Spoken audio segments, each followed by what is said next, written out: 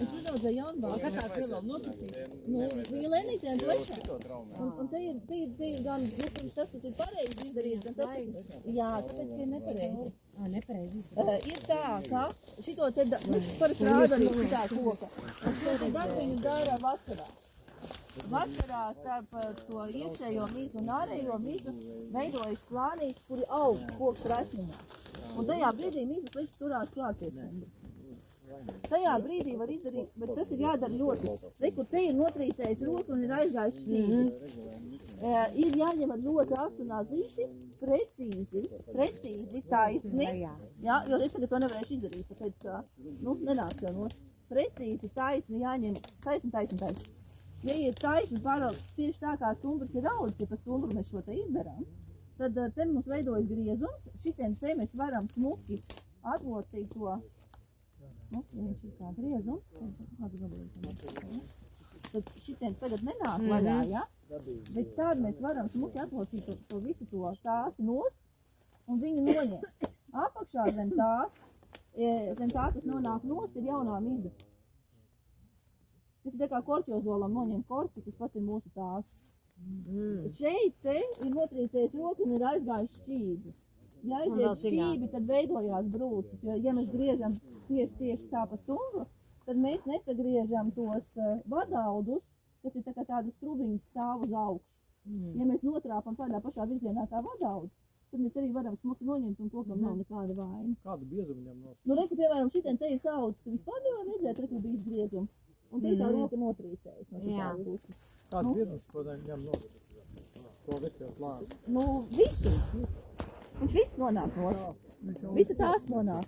Līdz koks nesanāk? Jā, līdz kokam gandrīz. Un apakšā ir tas plānais slānīts, ar kuru no vienas pusītes auga misa tās ir uz iekšpusi un koks uz ārpusi. Un tad tur paliek viņš tāds zaļš. Tur apakšā ir tāds zaļš, un tas zaļais pēc tam paliek brūts. Un tad reku viņš laika gaitā tur ir atkal audzis baltais, un tad tas brūnais vienkārši nosprāks nost. Tāšinieks stāstīja, ka senos laikos esot bijis tā, ka esot bijis tie tāšojumie koki, kam arī ir maz zārgi, lai varētu smukt tāsi dabūt. Un tāšojamās kokus pēc tam esot lietojuši, lai taisītu cirvju kātus un vēl visādi kātus, jo viņiem esot stiprāk un izturīgāk koksni.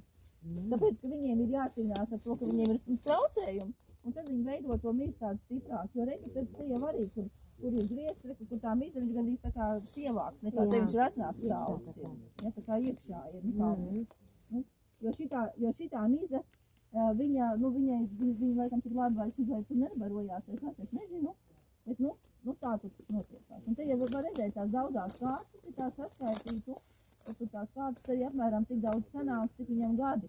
Un jo tas koks ir rasnāks un vecāks, jo viņiem ir biezāka tās un viņi ir vērtīgāk. Šitais aiziet uz visādām zvaigznītēm, aprocītēm un tam līdzīgi.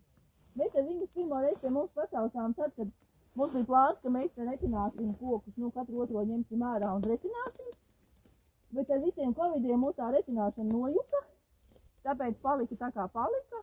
Un tagad ir tā, ka šo galu retinās un tur to lejas galu griezīs nost. Un reku mums arī ekosistēmas pakalpojums augšā ir. Nezinu, kas ir tagad, dosim to līdzi iztaisīt. Lūk tā. Esam, un bēržos vēl ir, kas ir interesanti, jau mēs esam iegājuši tais bēržos, ir tas, ka mēs esam stādījuši tā, ka no tā gala ir mazāki konteineri un tad ir lielāki konteineri. Un tad, kad samēra visu audz, tad vēl joprojām ir pēcietekme tam, ka mēs esam iestādījuši to stādījumu, kurš ir bijis lielākā konteinerā. Jo lielākam konteineram pirmajos gados ir lielāka saku sistēma, kas to koku var izbarot. Un tad viņiem ir labāks tas uzrāviens. Tātad, ja jūs pērkat tādus un varat izvēlēties, tad labāk ņemiet tādus, kuriem lielākas saknes un mazāka virszemes daļa. Tas nekas, ka būs čakarīgi tā stādīšana, būs grūtāk un lielāku bedru vajadzējas, bet tas nākotnē atmaksājās, tas ļoti atmaksājās. Grotīgas saknes un samērā normāli virszemes daļa, tad tā vieta aiziet. Lūk tā, un tur tālāk uz priekšu ir melnaugsnes. Tāda pēc tam vēl tālāk, kas ir visi vienādi. Tie ir hibrīdi, kas ir pavairot līdzīgi kā hibrīdās akses ar meļasēmām un sastādīt. Un tad pavisam vēl tālāk ir baltauksnes. Mēs viņus lejā arī apskatīsimies. Labi, tagad ejam tālāk. Tās ir teiks.